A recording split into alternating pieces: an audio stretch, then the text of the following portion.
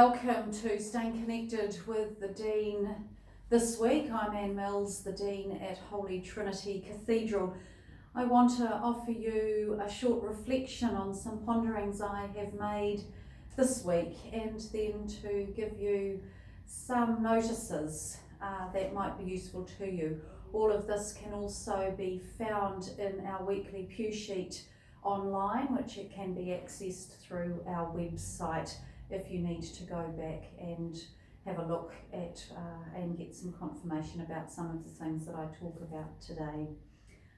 As always, it's good to be with you as we near the end of another week and await, of course, another government announcement on Monday, which looks rather hopeful.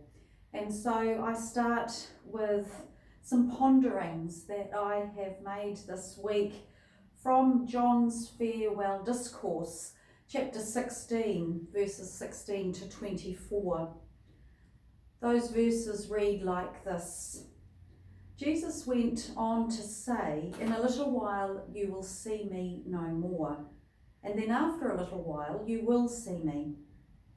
At this, some of his disciples said to one another, "What does he mean by saying, 'In a little while you will see me no more, and then after a little while you will see me'? And because I'm going to the Father," they kept asking, "what does he mean by a little while? We don't understand what he is saying." Jesus saw that they wanted to ask him about this, so he said to them, "Are you asking one another what I meant when I said, 'In a little while you will see me no more, and then a little while you will see me, after a little while you will see me'? Very truly I tell you, you will weep and mourn while the world rejoices. You will grieve, but your grief will turn to joy. A woman giving birth to a child has pain because her time has come. But when her baby is born, she forgets the anguish because of her joy that a child is born into the world. So with you, now is your time of grief, but I will see you again, and you will rejoice, and no one will take away your joy. In that day you will no longer ask me anything. Very truly I tell you, my Father will give you whatever you ask in my name. Until now you have not asked for anything in my name. Ask and you will receive, and your joy will be complete." Been reflecting that it's never easy to say goodbye, especially to someone you love who has given hope and meaning to your life, whether at the airport because they are going overseas, moving to another town, or whether because of death. Jesus in this passage announces to his disciples that he must depart. He speaks about his departure as going to the Father. Understandably, the disciples are saddened by this announcement and this separation. Furthermore, Jesus' explanation is enigmatic, so they are not only saddened but also confused. This passage is placed before the Passion of Christ when Jesus tries to prepare his disciples for his death. It was written down, however, after the death of Jesus. John writes to a Christian community who is incredibly discouraged. They believe in the message of Jesus, they believe in the resurrection, but their announcement of the message has not been accepted. Doesn't it sound familiar to the situation of the Christian community today?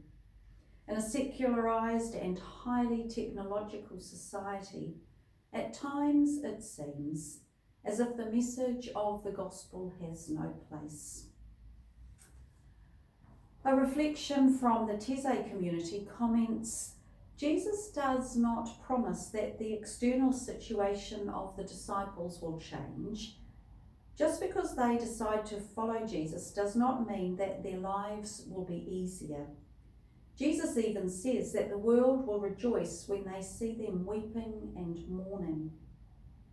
So how then does Jesus restore the hope of the disciples?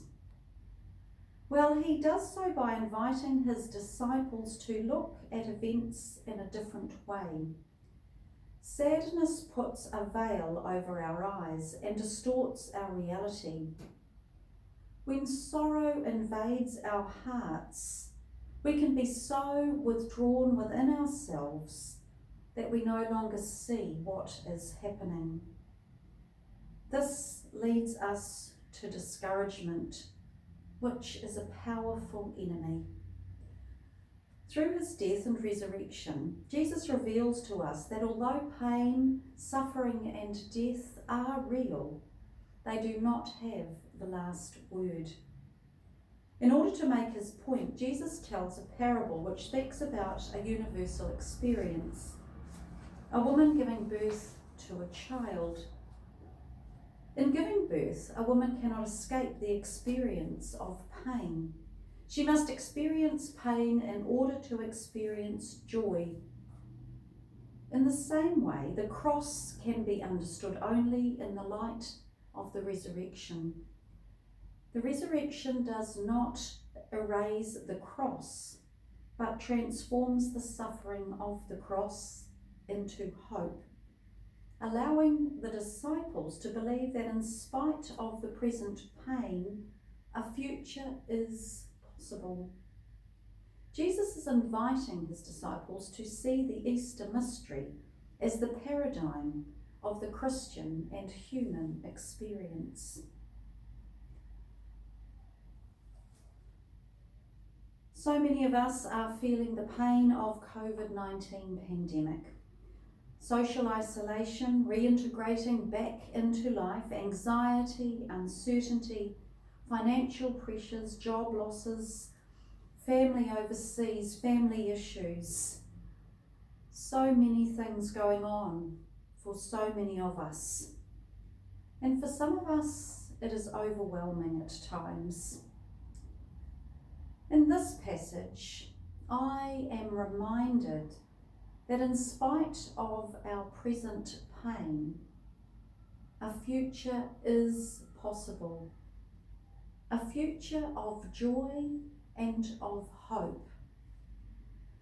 The presence of Jesus in our lives, the Word made flesh, the one whose words bring eternal life. It is in this presence that we find strength and joy and hope, and from which we draw the generosity to give our lives to others. It is this true joy that liberates us. False joy is short-lived and can lead to enslavement. To be liberated from their sorrow, the disciples needed to discover a joy that is just as startling as their pain. This joy is not contrived. Rather, like life, it is a gift given at the most unexpected moments. It is an inner joy that unveils the hope that so often remains hidden. It is the joy from which we draw the generosity to give our lives for others. It is the joy of the resurrection. So I end this reflection with a prayer that I began not long after we went into COVID lockdown. A prayer that I had discovered at the beginning of Lent, and I share it again with you now. God, we thank you for the extraordinary generosity of your love, which takes us by surprise and refreshes us, and which always appears where we least think to look for it. Amen. So may the God of extraordinary generosity and love be your gift this day and bring joy to your life that is everlasting. Amen.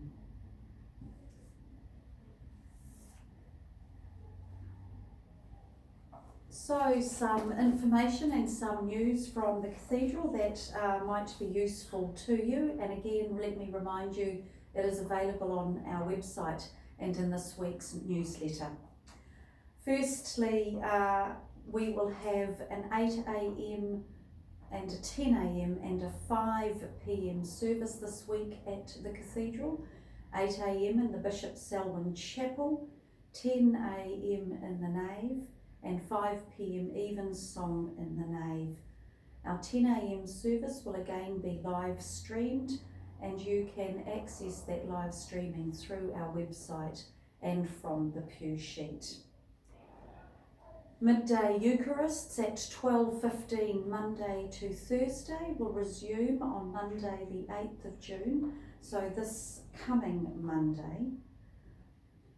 As the St Stephen's congregation will begin from Sunday the 14th of June at 9 a.m, and we will advise you of the venue once we have the information we need on Monday from the government about gathering and social distancing.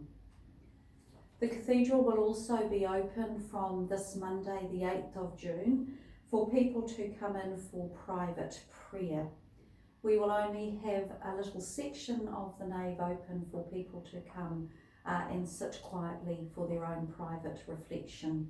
We will make a decision soon about when our welcomers resume and the Cathedral can be more fully open to visitors, and we will keep you informed about that. The Cathedral remains closed on Fridays, as we have indicated in previous weeks, and this will continue until the end of August.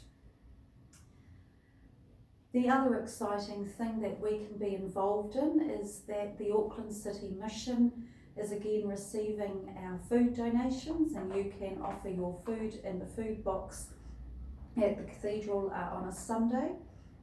And also the Anglican Trust for Women and Children are going to begin their pyjama campaign for children. So if you would like to start bringing in your new pyjamas to give to the Anglican Trust for Women and Children for the children they encounter, winter pyjamas, they would be most grateful. So Auckland City Mission food bag and the Anglican Trust for Women and Children pyjamas. We look forward to seeing you again on Sunday as we gather. Please don't forget that to attend the services this week you again need to register online. If you have any problem with registering, please don't hesitate to phone the Cathedral and we can help you with that registration. So until next week, take care and God bless.